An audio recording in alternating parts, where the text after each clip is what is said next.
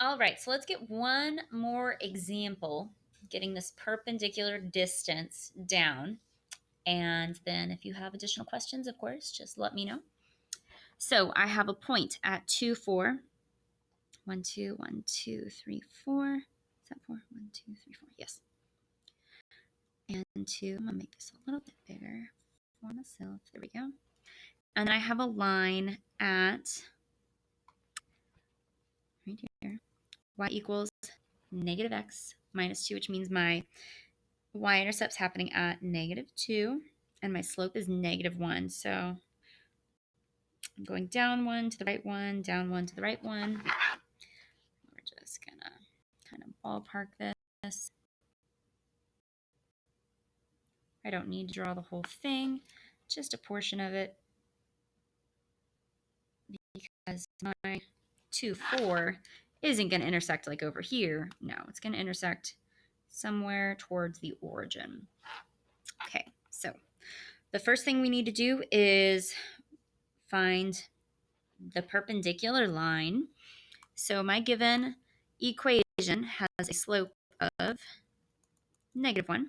So my perpendicular slope is going to be positive 1.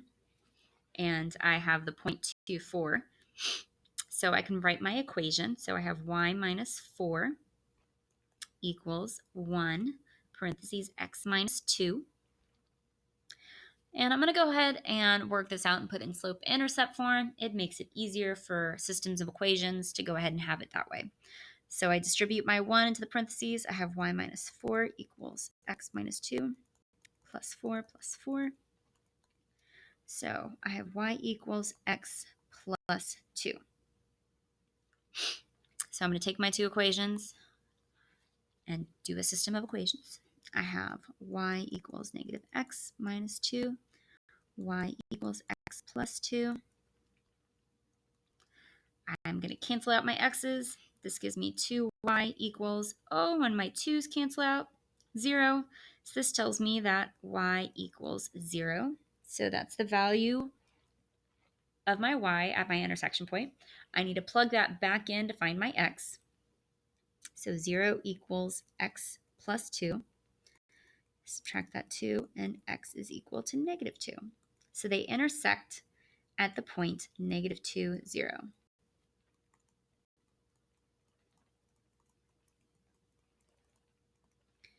So that's going to be right here. That doesn't always happen, guys. So don't always look for it to be a place where they're crossing the same place. And that's not right. Hold on. What did I do wrong? 0, y is 0.